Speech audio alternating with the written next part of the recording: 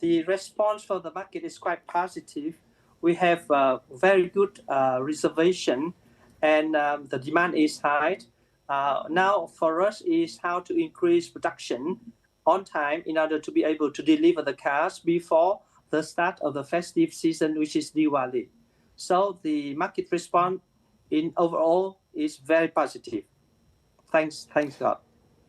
Right. So 50,000 vehicles is the initial production that's being brought out of the factory in Tamil Nadu. And I think VinFast said that that there is a possibility you could expand it up to 300,000 vehicles a year.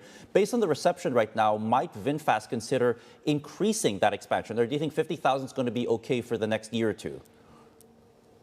Even now, we are considering to immediately move to the second phase of expanding our factory. So the process of applying for the new environmental clearance has been underway in order to prepare for the expansion of the second phase. So the second phase, we aim at 150,000 vehicles. So that is thanks to the positive reaction of the market. Okay, this is a fast-growing market, and perhaps one of the reasons why VinFast said, you know what, let's try to shift our focus more towards India and even Indonesia in that sense, Mr. Pham. But it's also a very competitive market, we've learned, with very strong local players, the likes of Tata, for instance, and MG Motors comes to mind. You know, we also have news of Tesla coming into the market just a week or two after you guys decided to launch and officially launch sales out there. What's the strategy now to carve out market share? Because it seems that every week, sir, it's getting even more competitive and even tighter in the Indian electric vehicle market. Yes, it is.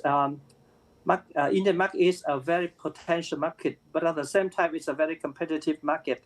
That's why we come up with a very comprehensive policy of excellent product, affordable price, and excellent after-sale policy. But at the same time, we are going to bring in the whole ecosystem of VinFast, and that whole ecosystem of VinFast, which is comprised of the good network of dealers, a very good production base, a very good network of third-party workshops and authorized workshop, a readiness of the the platform, which is a taxi.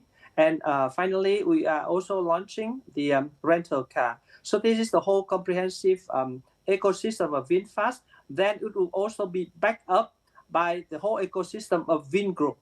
So having said that, I mean that we come here not only to sell the car, but to build the whole ecosystem, varying from charging point to a good network of repairs, good network of dealership, good network of charging point. Mr. Pham, that's a lot, and it seems like a very comprehensive plan on the part of VinFast. But just staying, before we get into each of these parts of this comprehensive plan, I do want to point out that foreign car makers haven't had it easy in VinFast. I'm sure you've noticed, or you took note of the recent reports that Volkswagen is going to restructure its Indian operations. It seems that Hyundai, while they've been there for quite a while, can't seem to find a way to really break out of some of the competitive pressures there. Even BYD, which seems to really crush it in many foreign markets, is having a difficult time in India. So what's giving VinFast confidence that it can do better than some of these other tried and tested EV makers that seem to be finding the Indian market one of the more challenging markets to really carve a niche in? Okay, let us deliberate a little bit about our strategy in India. VinFast debut in India is the result of a focus of 2 years journey marked by vigorous planning and execution. So have conducted a number of custom clinics to develop products tailored to the Indian markets and also showcase our diverse portfolio of local consumers and product mobility in January 2025. And before that, we also conducted a number of car clinic. And then from initial feasibility study to our official launch, the process has been very carefully monitored and followed. And during that time, my team and I have traveled to 6 states and 16 locations in order to identify a good location for the production facilities. And within a span time of 15 months, we've been able to develop and build a full-fledged, highly automated production facilities in Tamil Nadu. So our strategy is coming from studying the demand, the requirement of the Indian market, moving to immediately production, skipping the step of importing CBU, and we aim to have a very comprehensive ecosystem. As you may be aware that when you launch our car, that car is supported by free maintenance, 3 years of free maintenance, 3 years of free charging point at our V-Green charging point, and we established our third-party repair across India, which is much different from other colleague OEM. Yeah, so key to any car maker success, whether you be ICE or electric, Mr. Pham, and again, sorry if I'm car-splaining, that's not my intention, is really making sure that your supply chain is quite solid. I'm curious as to what VinFast supply chain and supplier base looks like. How much of that is Vietnamese components, Chinese components, and is there room for Indian EV parts makers to perhaps enter the supply chain for VinFast, and could possibly potentially make it even more lucrative or even more affordable for VinFast to produce cars in India? That is irreversible. We are aiming to have a higher level of localization in order to bring down the BOM cost and in order for us to be more competitive. At the time being, we are in the process of CKD, so we import partly the component and parts from Vietnam, and we also have a certain level of Indian suppliers to those parts. But eventually, we will try to bring up our localization level by engaging more local suppliers. In our factory area, we have already reserved what we call supplier park. We invite Indian suppliers to consider providing us a high number of components that they made in India, and they can shift part of the production to our facility in order to save the logistic cost. And gradually, we will build on those network of local suppliers, because we believe that at the end of the day, we need to rely on those network of local suppliers in order to increase our competitiveness. Yeah, Mr. Pham, is there a target percentage in terms of local suppliers? Are you looking at 30% local suppliers down the road, 50% local suppliers? Yes. And if yes, so, yes. how long do you think it's going to take for VinFast to develop that percentage local supplier base? Because these things, they don't happen overnight, right?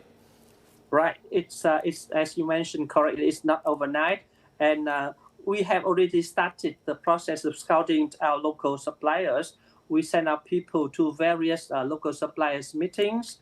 We try to compare the parts provided by local suppliers with foreign suppliers, and we try to do the calculations in terms of how to make it more effective in terms of production, in terms of logistic fee, and then gradually we try to increase that level. So at this stage, we cannot tell you what is the level level yet, but I know that local Indian supplier take a certain amount in our overall spare parts and component for the time being, although we are doing CKD, and eventually we will try to achieve that. And of course, I think that perhaps at the end of the circle, we may achieve 50% down the line when we achieve very high volume in India. How long do you think would it take to get to 50%, Mr. Pham? 2 years, 3 years, tomorrow? I cannot tell you at this stage. Let's see how the market responds, and let's see how local suppliers come to us with a proposal. Okay, and we just started, we just launched more than 1 month, and the response is so positive at the time being. So we are not thinking at this stage yet about how to achieve the target of high localization. Right, fair enough. What about your suppliers in Vietnam? Will they be setting up shop in India to support your operations? And how soon can we possibly see that, if that is a yes? Yeah, at the moment, we are doing very well in terms of with all this support of our network that we have built so far. all the local suppliers, and the majority of the supplier of our component come from Vietnam. As you may be aware that in Vietnam we have achieved 60% of localizations, and we have the target of achieving 80% of Vietnamese localization. So that is the success story in Vietnam, and we would like to duplicate that success story in Vietnam here in India. So let's talk about something that VinFast once proposed when you were going into the U.S. market, and that's battery subscriptions. If I'm not mistaken, VinFast actually backed off of doing that in the United States for a number of reasons, actually. Is the possibility of battery subscriptions going to come to India? Is that part of the plan, perhaps, in India, or do you think that it's going to be a different strategy with regards to how you're going to handle batteries there? Will they just be built in at the moment, or is the possibility of a battery subscription option there? What are your thoughts, and what is the plan for VinFast in this particular aspect, sir? Let me start by saying that in VinFast we are very flexible and we move very fast in order to be able to respond to the complexity of the market. So that is the reason why we can change our policy overnight in order to be able to capture the opportunity if those opportunities are available and emerge from the market. And we can adjust our policy immediately if we believe that the price product first, the price policy does not meet the expectation or may create some issue for us. So starting from that perspective, we have introduced battery subscription as one of the options in some of the markets. And in some of the market, if the response is not positive, we cancel it. And if it's good again, we reintroduce it again. Like in Indonesia, we reintroduce it again. The key matter of that policy is that how we tie up with the bank in order for the bank to be able to finance both the chassis and the battery. And you know that in India, we have been able to tie up with 7 banks for our detail financing and dealer financing. And in India, I would say that the banking sector is quite mature and quite developed. We have been able to achieve zero down payment for most of the banks. So, and most of the banks send their people to our showroom in order to assist customers once they decide to buy our car. So you can they check their past history of past, and they move immediately for that. So I think that is battery subscription is only one of the policy that we are applying in order to increase our efficiency in sales.